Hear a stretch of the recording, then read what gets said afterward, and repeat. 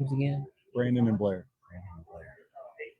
All right, we're apologize for the technical difficulties there. Just everything rolling on Facebook. All right, we're back on Facebook. So for those that may have missed it, you just missed Joe Bellm. We'll get that figured out on the back end, but you've seen his face before, but you'll be able to hear the audio. So we got Mr. Brett Root, president of the IMCA, here with us as our next guest. So we'll let him give an introduction and kind of what the IMCA has planned this year.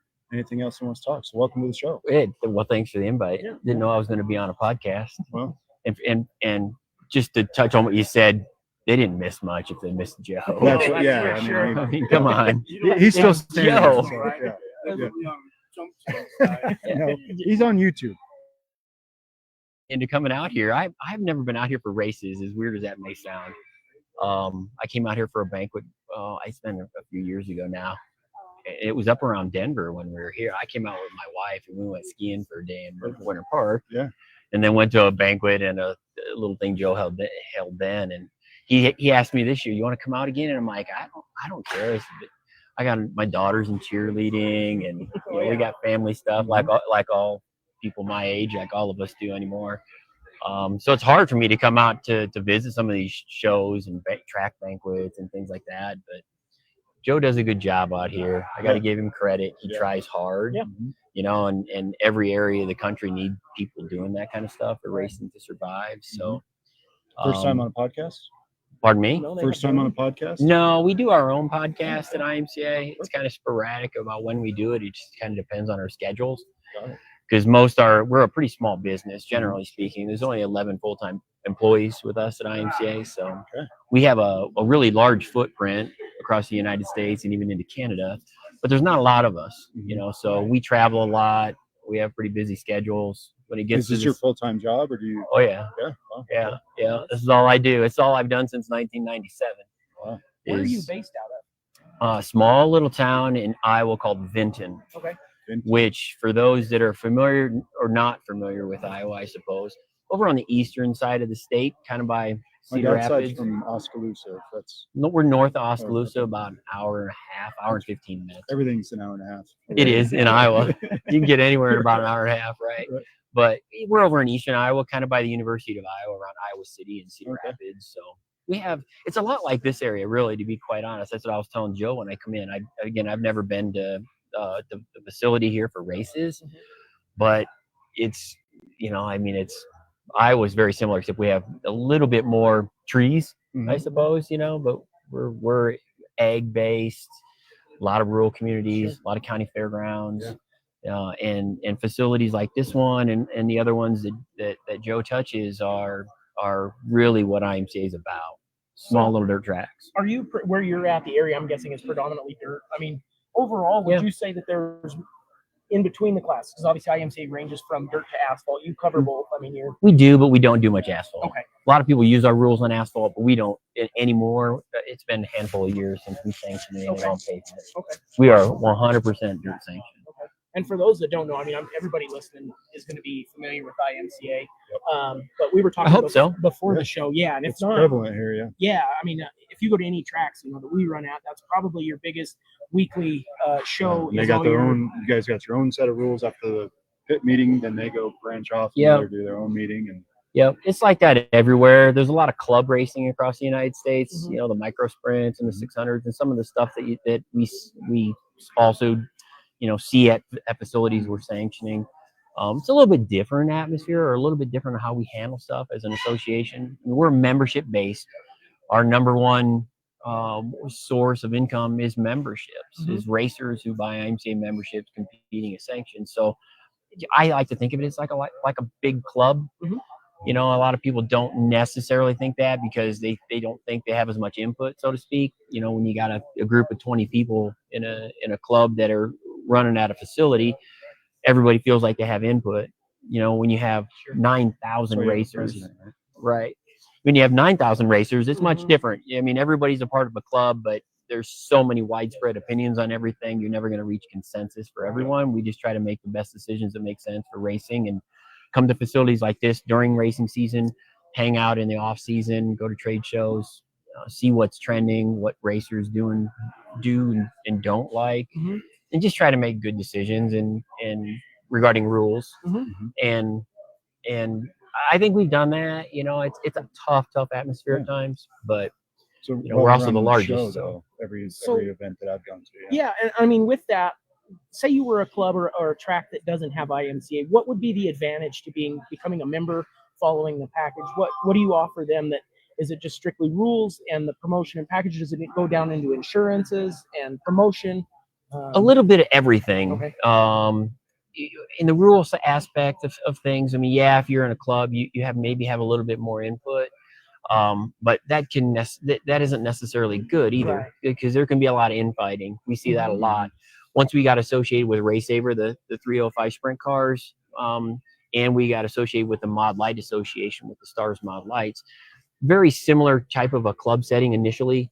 And so our involvement, it kind of consolidates all those rules conversations into one thing. So there's a benefit from a rule standpoint. We have these conversations, but we don't argue a lot. We don't. You can always debate our rules, whether you like them or don't like them. And you know, when we have 9 divisions of cars, you're going to have that. But at the end of the day, we make the final decision, and we try to make the decisions that are in the best interest of everybody, which is really, really hard. Yeah.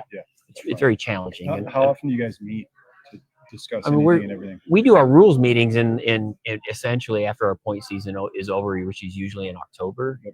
And we roll into our national banquet in November. We reset everything in December, and about this time in January, and then boom, we start racing right all over again. So the rules are set for 25, and you guys are locked them up. We usually try to do that in October. We try to release them as quickly as we can, especially so if there's anything that's going to be a change. Cars and stuff. Right, because you can catch people buying cars, selling cars, building stuff. And if you don't have your rules out at the right time, you can get people wasting money. They get pissed off. So I think that's probably one thing too, is being under a unified rules program. We see a lot that guys can travel. So if they're not going to a local track where everything's different.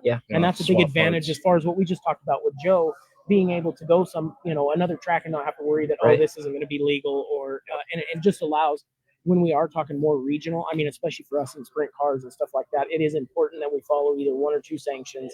So it just allows that you don't have to just be a local track guy based on those rules. If they do fall under that banner, they can pretty much go anywhere. Right. And we get a lot of that too. A lot of people will follow our rules, but they don't necessarily sanction with us. That gives them what I call the wiggle room to make their own decision. So if they don't like something, they just exclude it, which again, some people think that's a benefit. Racers sometimes like that, but sometimes racers don't like that. So we still fall back on people wanting to have a national organization, be a part of a national program. And it's not just rules. To answer your question, you get into issues like insurance. As an association as large as ours, we're able to negotiate a secondary insurance policy or program for our racers that issues or allows them access to more insurance if something were to happen. Most people these days have health insurance, but you'd be surprised a lot of people still don't. And some of them still race cars, as dangerous as this sport is. So you can get into situations where people can get hurt, and if they aren't careful, a race car crash can severely impact their livelihood. So we like to put some of those protections in place, which are in the best interest of the racers as well. Then you get into issues like unified point structure, how the cars are lining up when they go on the racetrack. You get into issues of procedures. There's just a lot of stuff that we touch that we try to make good decisions on, and at the end of the day, it just kind of the association brings it all together under one umbrella. So we were a little bit earlier too. There's not just your local and regional stuff, but you guys are hosting. Is it more national events? Would you say? I mean, we've seen, or at least big shows. Has that been a focus to try to promote bigger shows? I mean, and then because we've talked about this a lot, and it's really why we exist. And Brandon brought me into this podcast. Is the dirt being kind of grassroots is really building. Have you seen increased car counts and picking up guys from either asphalt, or is it growing as an organization? Because we all know it's tough. I mean, in costs and everything is, and I'm sure it fluctuates, but are you seeing growth? Yeah, I mean, for us, growth is only going to come in a few ways. It's either going to come with divisions themselves getting bigger, and that means something that's at a racetrack already, and instead of getting 6 cars, they get 20 cars, so it grows locally. Or growth for us in association means getting more sanctions or more facilities. So we look at it a couple different ways. Do I think it's growing? Yeah, on our standpoint, but it's calculated growth, and it isn't necessarily growth particular to one division. You know, we've added divisions in IMCA to get growth. Like Race Saver is a good example, and the Stars Mod Lights. You know, that automatically brought us hundreds of dirt track racers that we weren't touching in other divisions, because they're kind of special to themselves. You know, sprint car guys are sprint car guys, and mod light guys are mod light guys. They aren't necessarily hobby stock guys at the same time. So, you know, the growth is there. We're a very stable association, you know, because of our size. Last year, I think we did business in 42 states and Canada, which again is a huge footprint for us to try to keep track of. It's a big landmass. It is, yeah. So I think racing in general, dirt track racing in general, it ebbs and flows up and down. You know, there's in one area where it may not be doing so well. There's always another area where it's doing really well. You know, so it's always kind of going like this. And our think that's strictly tied to economic conditions generally. A little if bit. an area is struggling, the racing is going to struggle. A little bit. You definitely see that stuff when you go back to stuff like COVID, and even pre-COVID, when you get into just different parts of the country where their economies are a little different, where they've got construction booms, or oil is a good example. You just get wind turbines here. Right. You know, when racers have money at the end of the day, when they have money discretionary money to spend, they'll spend them on race cars. And so you'll see guys that are own at sometimes, you know, you'll see guys own 2 brand new race cars. And I'm just like, whoa, you can just kind of tell. Jelly throughout the week. Not necessarily, some of them are. But money matters. You know, it really does. And so, you know, fortunately, that we're able to kind of ride those ebbs and flows. The other issue too for us, it has always been, and it will always be, there's so many things outside of the sport itself that dictates whether somebody's racing. You know, they get married, they get divorced, they buy a house, they sell a house, they have children, they lose their job, they relocate. There's all these huge issues that are big life issues that really do drive what goes on with racing, that are completely outside of our control. You know? Oh yeah, but very consistently, about 15 to 20% of our membership every single year don't race. They'll get in and they'll get out. How long they stay in is a little bit of, you know, it's hit and miss. The average racer is in the sport for about 7 years. What we see. Oh, that's interesting. Yeah, there's. So you guys have a lot of data on. Oh yeah, we're able to draw some conclusions as to what's going on. So in some areas where people are talking doom and gloom, you know, and they'll call us, gee, what are you going to do to save racing? It's in some aspects, there's nothing we can do. You've got urban sprawl a lot of times with some of these big communities that are just eating up county fairgrounds. They build housing and their facilities just toast. Well, and then the land becomes worth more than what the racetrack can produce. We've dealt with that a lot. I mean, we're still worried about that in a lot of places around here. And people build next to racetracks. I mean, even so how do you fix that? Complain about the noise. Noise, dust, all these things that come up. But how do you fix that? You don't fix that. Right. You either got to keep building further out, and find somebody that's willing to do it and take the risk. Yeah. And now we talk about that all the time with so many different options. It's not like it was in the golden era when my dad raced, where the stands were sold out every week for a weekly show. Didn't matter, you know, where he could travel to any racetrack and it was going to be standing room only.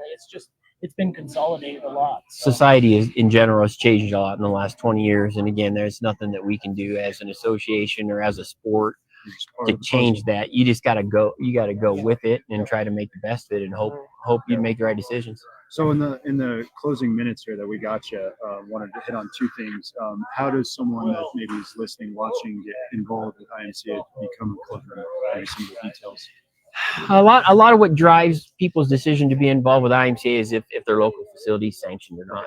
You know, and if it is, you can go to imca.com, go to our website. From there, you can pretty much find about anything you need about what division may be offered at the local facility, what the rules are, what that individual may need to do as far as getting in the sport. Some people build their stuff, some people buy used stuff. There's just lots of different things that dictate what's going on. But imca.com is kind of the nerve center for what we do. All right. And the last question I had, I know we got those watching schedules, and this was for Joe's BST, the IMCA tour, just for the tracks around here. Not going to touch on them all, but I got 10 right here. So you imagine Brett going around all these tracks. How many do you make a year? An actual race? How many tracks? Yeah. How many do you watch? Oh gosh. Gotta I be a mean, lot. if I were to go to every sanctioned racetrack in IMCA over the course of my career, I think it would take me, based on schedules like this, because they don't race every weekend. Right. Yeah. Based on their Selective schedules with other schedules across across other facilities, it'd take me 12 years to get to all of them just once. That's how many facilities we deal That's a with. good So thing, though. it's tough. That's why you don't necessarily see me at the facility. A lot of people say, "Oh, when you come into our track," it's like, well, Well, I'm busy it's a guy. little bit more difficult than they may Yeah. think. But we try to get to as many places as we can. We talk to tons of racers. Yeah. And I enjoy stuff like this. I enjoy Yeah. coming out to shows and get to meet people, Absolutely. guys like yourself Yeah, that no, are it's awesome to meet you. doing Appreciate things for you the coming sport that Yeah. give We it definitely- publicity. We're trying to grow this Yeah, region. So it's good. Yeah. it's our 5th year in total, 2025. 2nd year on the dirt scene. So Yep. Yeah. growing it. Very cool. Yeah. Well, we appreciate your time. Yeah. Yeah, If anybody likewise. has any Pleasure to meet questions, you. you can Yes, reach thank out to you, Brett guys. on Yeah. you know, Facebook and all that, or Oh, shoot yeah. IMCA. Yeah. So IMCA.com. Brett Root, find him there, and They we'll can actually find try to find. We'll go look at your podcast and we'll start pushing Yeah. it. Yeah, give it a and look. see if we can all help each other out. Yeah, Yeah. perfect. Appreciate your time. You bet. Yeah. Thanks, Appreciate guys. it, Brett. Brett Root on the Throwin Sliders podcast. If you want to, just go to the take.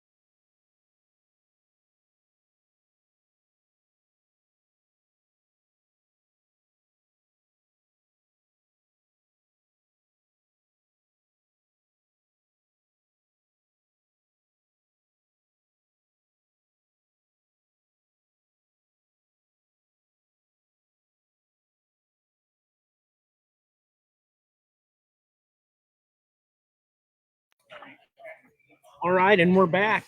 We've got another one here. Promoter, future or former driver, Colorado Hall of Future Motors- driver. You still driving, Alan? I would love to. He's too I'd busy love with to. the racetrack. Too But, busy with a racetrack. Colorado Motorsports Hall of Fame. So Congrats on Alan, that, by the yeah, way. Alan Davis from Honor Speedway. We've got him here now. We're going to talk to him a little bit about what he's got going on. And before Alan, I didn't even know the Speedway in my own hometown existed. So we're grateful that he brought it back and has been trying to make improvements and get car counts up there. So Alan, tell us a little bit about what you've got going on, and maybe even what brought you to open Pueblo back up. Like I said, I've passed by. It's down in a hole there, and didn't know it was It there is in until a you hole, started yeah. it. Well, it's within Pueblo Motorsports Park down there off of Pueblo Boulevard and Highway 50. And a local friend of mine that had been racing up here when I was at Calhan approached me and said, "Hey, they're doing some different things down there contract-wise with the park, and wanted to know if I'd be interested since they were doing longer term." And I said, "Yeah, let's take a look at it and see what we can do." And decided that we really needed to do that because we need more tracks in the whole stinking state. And I was happy to do it, even though it's been a labor of love. It's very, very hard and stuff, a lot of work that goes along with it and everything. But I signed a contract 2017, and we finally got it reopened in the spring in May of 2018. And we've just completed our 7th season. And about 2 months ago, I got the information I re-upped for an additional 5 years. So we'll have the track for another 5 years. It's awesome. Yeah. And 2 years ago, when I raced the Outlaw down there, they, for those that don't know, they cut a smaller track in the infield Right. for the 600s, those carts, stuff like that. And I think you guys did a phenomenal job with that because it's a lot of fun. I know. The track is a 1/4 mile, and we did go in and cut in a 5th mile in 2022.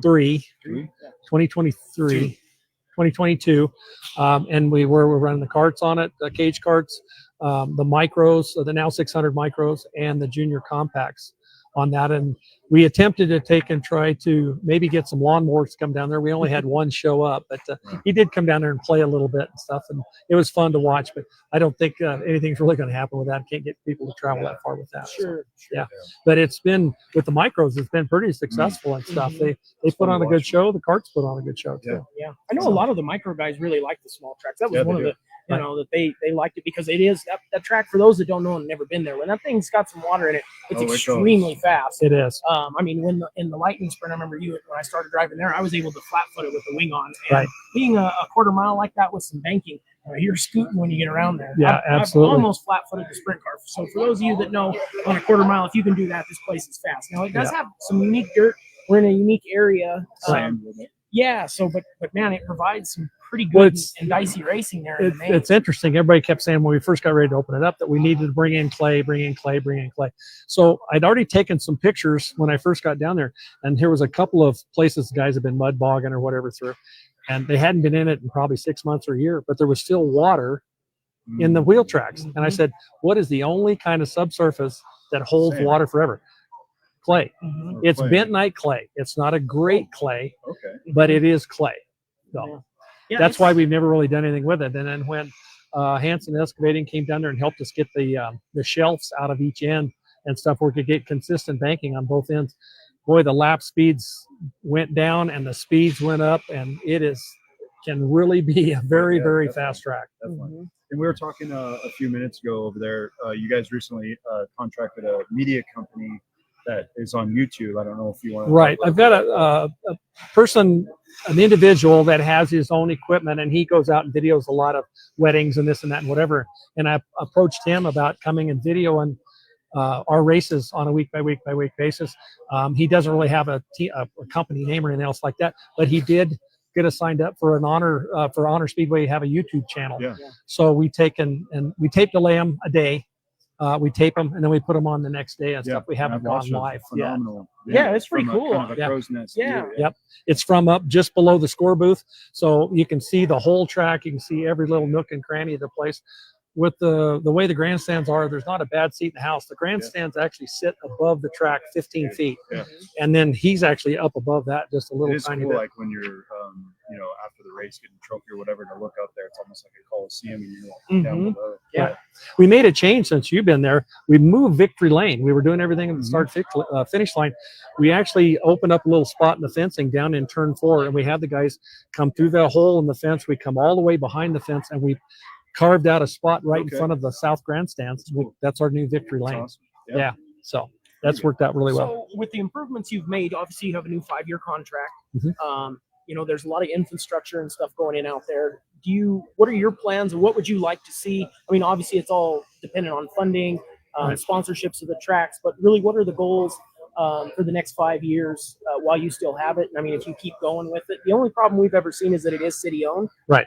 So you're always leasing the property. Nobody can own it. So I'm sure that gives some complications for you on what can actually be done there infrastructure wise. But really, what would be the goal within the next 5 years while you're there? Well, when we first got down there, I was talking to them in 2017. They looked at me and they said, "Alan, we have no money.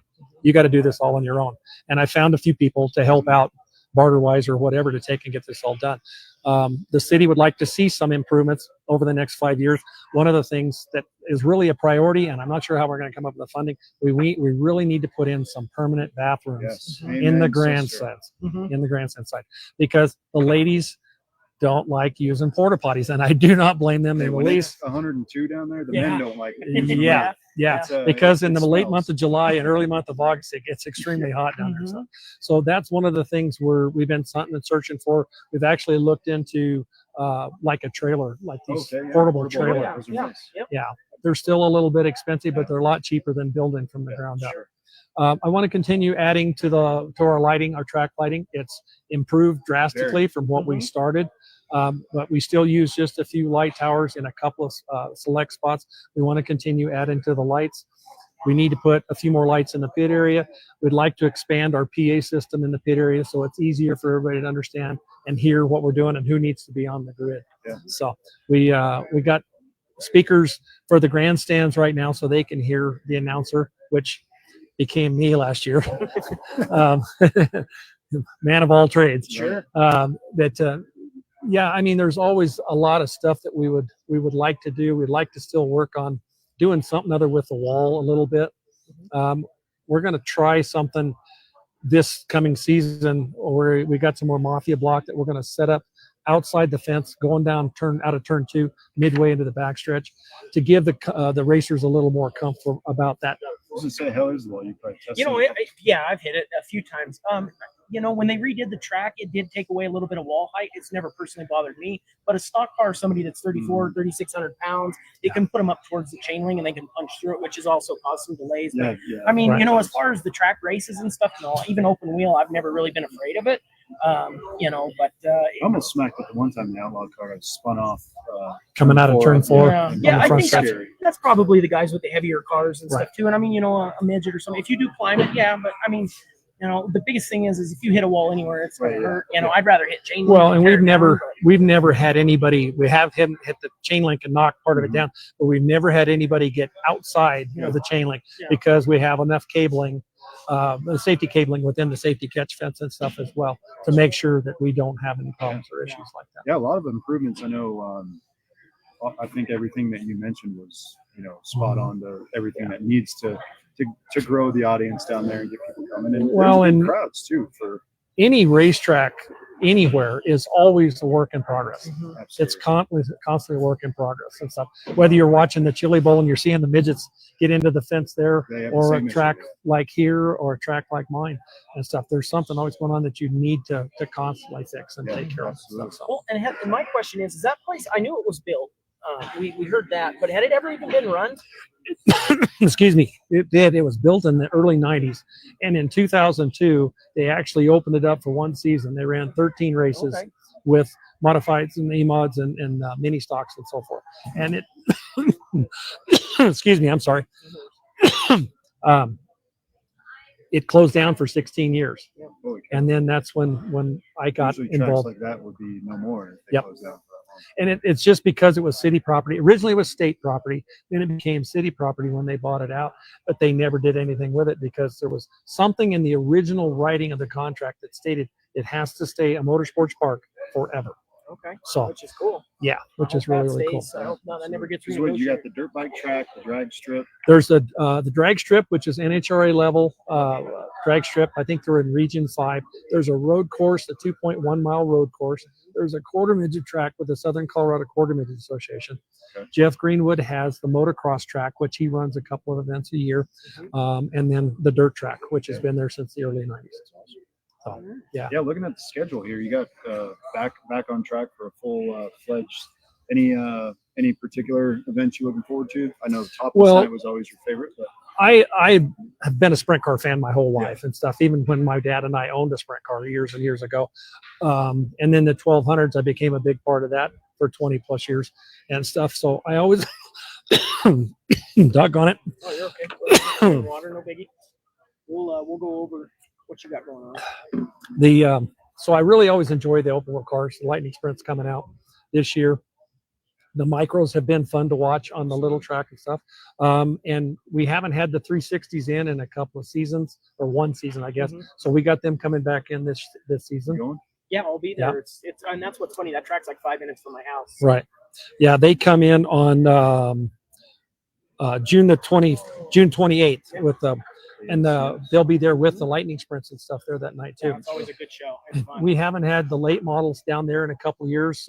Joe has his Western Outlaw late model series, and it just happened to kind of work out that we got the late models, and for the first time in 4 years, we got the Rocky Mountain Midget Racing Association coming back in this year and stuff Yeah, as and well. for those of you that have never seen midgets there, it is wild. I mean, I've watched them literally. They can, when it's tacky, they can ride wheelies down the front stretch. Oh, yeah. It's Yeah. a blast. So. Well, and it's, as promoter, I'm looking forward to it, but at the same token, I'm a little bit scared because of how much faster the track is now than what it was when they were there the last time. They're going to be able to get up on top of that thing with the late models widening the track out, them widening the track out. They're going to be able to get up on top and just hammer down and go for it. Yeah, so, that's gonna and they come in on July 26th. So, yeah. We'll definitely be trying to make that one even just to watch. Unless somebody has a midget ride, then I'll race that. Special event ticket pricing too that night. That's going to be a big one. Yeah. Well, with the higher expense for the purses and stuff that we need to pay for that stuff for those guys and for the 360s, we make everybody pay just a little bit more to take and come in, and we're always looking for sponsors and stuff to take and help out with that as well. Our season starts, our Hot Laps and Tech starts on April the 5th, and then our first Rev It Up season opener is April the 12th. So then we're running 2 times a month. There's a couple of times that we actually run 3, and then we're going to do 1. We're still working on this, but we're hoping to run a 2-night event on July 4th and 5th. July 4th falls on Friday night this year. When I was at Calhan, I always loved bringing in the fireworks, but the guy I had shoot fireworks for me years ago is retired, and he no longer does it. So I don't know what we're going to do at this moment right now, but try to run a back-to-back night. Do what's that? I said be the pyrotechnic guy that night too. Yeah. Be announcing while you're shooting them off. Yeah. I always I had such a huge kick years and years ago when Butler and them guys ran Colorado National Speedway. They were known as the Kamikaze Brothers. And this vehicle would weave its way out into the infield, and they'd start shooting a few off, and then they would accidentally shoot one off into the back of the van or the back of the wagon or something, and then everything would go up, and then them two would run like crazy. You know what? But what a show for the fans! The fans just loved it. So, but I could never fulfill George Butlin's shoes, let alone anything else. So the man was awesome as a promoter. So we hope it keeps growing and you have success there. So we'll try to help out and send guys your way. So if you are a racer, and we just talked with IMCA President Brett Root, if you're an IMCA car, that's what you guys just run under those sanction rules. Right. So you're legal if you're good to race. It is in Pueblo, Colorado. So we're in, not quite totally west for the California guys or something like that, but if you're making your way out, we've had a lot of pass-through guys too. Right. So we've had racers come from Kansas, Nebraska, Wyoming, New Mexico, and Oklahoma. So we have had people come from around here, Texas, there, wherever. So there's some car counts are growing. It seems like that's everywhere in this region. That's obviously what we're trying to promote. We look forward to seeing what you guys can do, and we'll be out there. So. We're looking forward to the next season and stuff. It's a lot of work for me, of course, over the winter and stuff, trying to get everything all lined up. Hopefully but we're excited. Man, that year we ran the Outlaw, it's like rain. Yeah, which is really rare. I mean, for being the desert, it's hit or miss. You'll get 3 years with no rain, and it's hard to keep the track moist. Right. Yeah. And then you'll get some years where when it does rain, the weather holds out for all the tracks. I think boy, and some of the times when it would come through down there, holy moly! Facebook Live videos was like, well, we're not going. Yeah. So, all right. Well, if you are watching too, go check out the YouTube page for Honor Speedway. Look them up on Facebook. Like, share, subscribe. And the website, all the rules, all the registrations on there. Yep. So the 4 main IMCA classes: sport mods, stock cars, hobby stock, sport compacts. Last year we started a junior compact division, which is for kids age 7 to 13. We had 4 that just now are in the process of turning 14, so they're actually migrating and graduating up to the sport compact division. One of them is actually going to move up into a hobby stock and everything. So, but we have several new youngsters coming in wanting to race. We try to do a little training class, a couple of training classes with them and stuff to let them come out there and try it out. And the kids are having a lot of fun, and the fans enjoy watching it stuff as well. Yeah, it's definitely, as far as racing goes, in any type of, if you're in a CC car or something, I mean, personally, it's been my favorite track to race on. So it's, you get a bunch of different conditions throughout the night. Generally, the track changes a lot, but you can go, hammer down early, and then it starts to slick off. And even like I was able to lay my own rubber in the sprint car the last time we were down there along the top of my own line. And by the end of the race, I think we made up 15, 20 car lengths just by making your own line. So you can run all over that place. Yeah. Pretty fun times. Yeah, definitely. Absolutely, check for out the schedule on honorspeedway.com. Alan runs the Facebook. So get on there and follow along all year. Absolutely. All right. Pleasure to see you, Alan. Appreciate it very much. Appreciate it very much. Yeah. And we thank you both for coming out and competing down there and stuff as well. Absolutely. After you grow the Outlaw class, we're just going to try to get him into something else. I told him sprint car or bus. Yeah. Baby, so you know how expensive you've lost all the weight and you're ready to go. I can tell you exactly where you need to go. What's that? Lightning Sprint. I think if I had $1 for every time you can attest. I know I can attest. It's the biggest bang for the buck in racing, period. and stuff. And you can attest how fast and agile the cars are, the adjustability that's along with them. Wasn't fast? I need to tune it up. Not compared to the light. Yours We was gotta get fast. Brandon going fast. Yours was fast. But that's one of the things I really liked about the 1200s, the Lightning Sprints and stuff, is the adjustability and how much, you could make changes to the car and make it just that much faster. Absolutely. Yeah. Well, maybe it's in the parts. We're gonna get him there. He's got some stuff to take care of. Maybe grow up a little bit. We gotta talk to The wife next too. 18 years, and then I'll maybe read it. All right, Yeah. Alan. All right. Thanks Appreciate it again. again, you guys. Appreciate Thank it. you very Take care. much. Yeah. Thanks for the time. Good luck, everybody. Yeah. Or I like to say good luck and keep it rubber side down.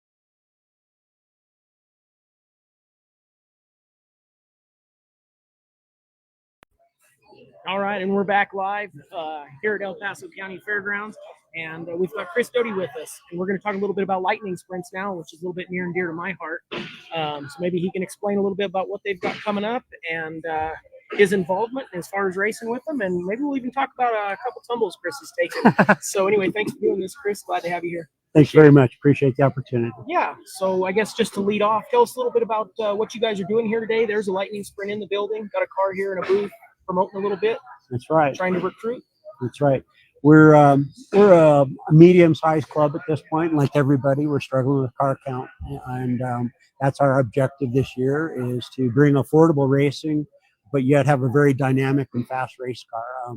I've come out of super modifieds, mod coupes, and sprint cars, and this is where I found my new home. And 1,000cc motor in one of these cars with a wing on top is pretty similar speed as a midget, and at about a third of the cost. Yeah, sure. That's the kicker. Yeah. So are we gonna see you do some laps in here in that thing? I'll fire it off right now. Okay. Yeah, I've got gas in it, so Okay, it'll just smell like gas. That's fine. It won't be methanol. Yeah, You got it pickled for the Yeah, winter. it's For pickled those for of you the that don't winter. know, yeah, if you run methanol, you gotta flush it out and put gasoline in the lines, or I just leave them WD-40 and drive. WD-40. That's what we used to do on the Chevy blocks. Is just WD-40 them down. But on these, you just drain the fuel off and put gasoline in it. But economical form of racing, and would invite anybody that's interested in it coming out to the track. I own 4 of these cars now, and actually invited this gentleman to drive the car last summer and weathered us out. Otherwise, he would have been in one of our cars. And It's a bold move, Chris.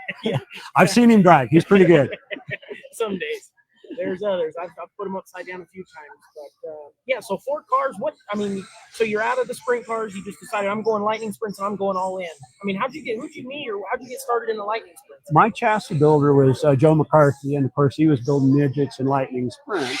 And I happened to run into Andy Flood at McCarthy's shop one day. He said, "Come out and race these." And I was selling everything off, swore it off. It's like any other addiction. You go to the track, and then pretty soon you get one car. And I had an opportunity to pick up a few cars and put a couple young drivers in my cars last year. Unfortunately, I hit the wall a couple times and collapsed a lung twice. So dumb driver does dumb things. I've got smarter guys in my cars now. So. That's cool. I mean, shit, if you're going to do it big. Right? Oh, man.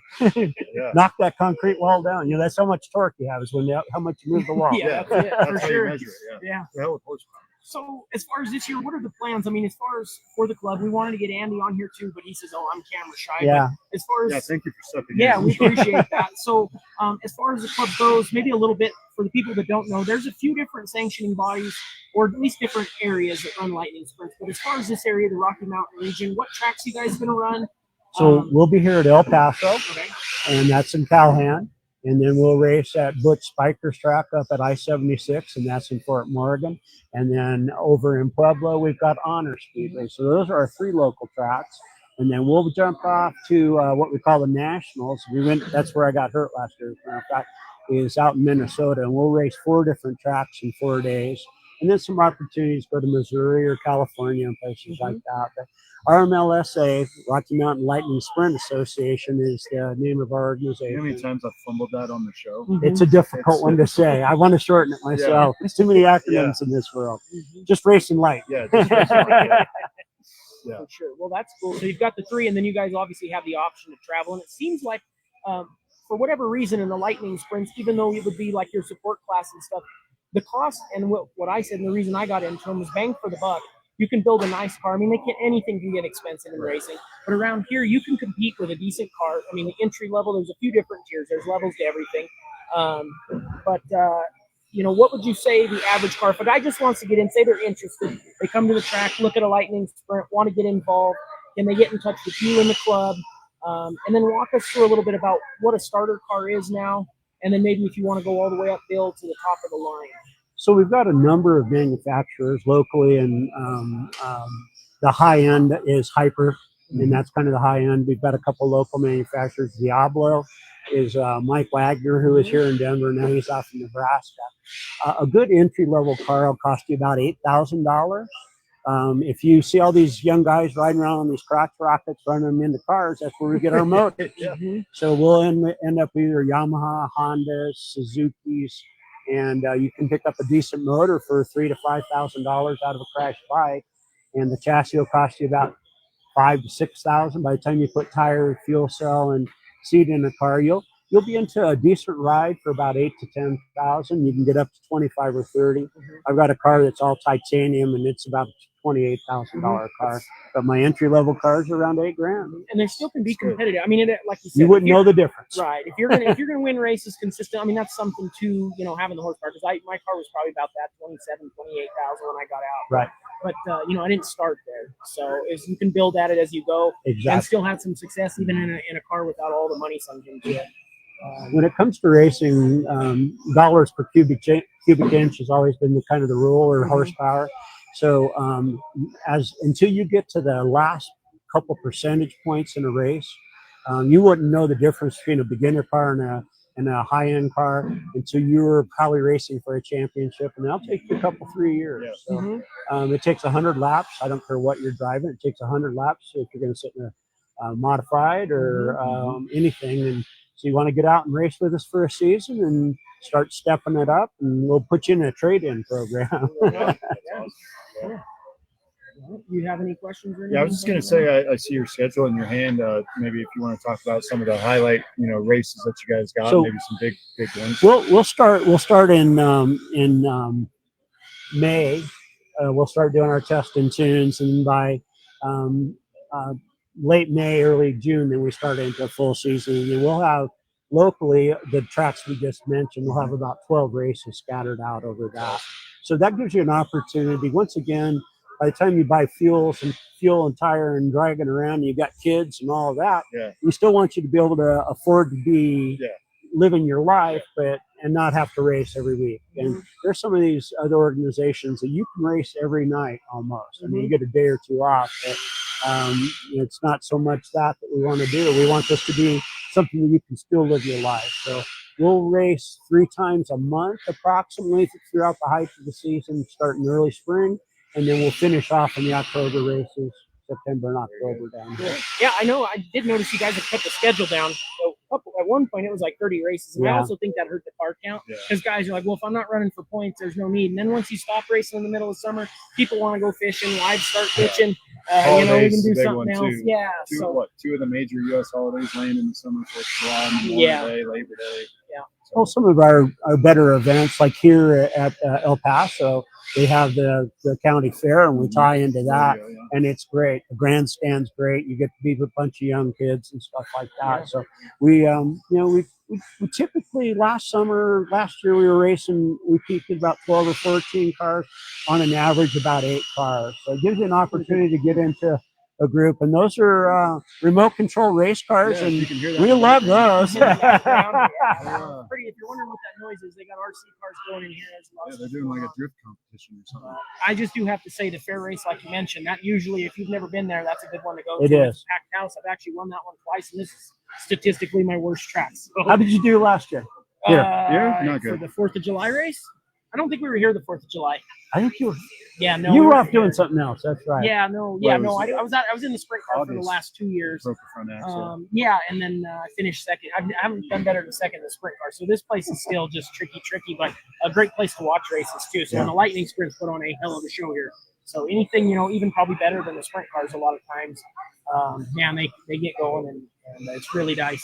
So in the closing minutes that we have you, where can someone that's interested in Lightning Sprints go? Do you have a website? So we do. We have the RMLSA, and we're on Facebook. He's good at it. Yeah, I've had to practice that a few times. So look us up on Facebook, or I'll go ahead and give my phone number. If you want to call me direct, I'll be happy to answer any of your questions. Want to come sit in a car or talk motors and cars? I'm on 303-877-8224. I'll repeat it again, 303-877-8224, and the name's Chris Dody. Got a shop over at Reed and Colfax in Lakewood across from Home Depot. Come by and visit. And anybody that's listening right now, you have a standing invitation to come visit in the pits, and I'll buy you a soda pop. Wow, there you go. Awesome. Well, we appreciate you coming on, Chris, and good luck with your schedule. And if you're in the car, no more collapse. I've found out that I'm allergic to concrete at high speeds. Gentlemen, thank you so much. Great job. Appreciate your time. Thank you. All right, and we will now cut. Blair and I are going to feed our starving bellies, so we'll be back here in about an hour or so on another episode. So mark your calendars, mark your phones. We'll be back in about an hour. Hope to see you guys live. And we got another returning special guest. He's getting tired. Past his nap time, so, but yeah, catch us back, and we'll see you soon. Right on. So We're out. White.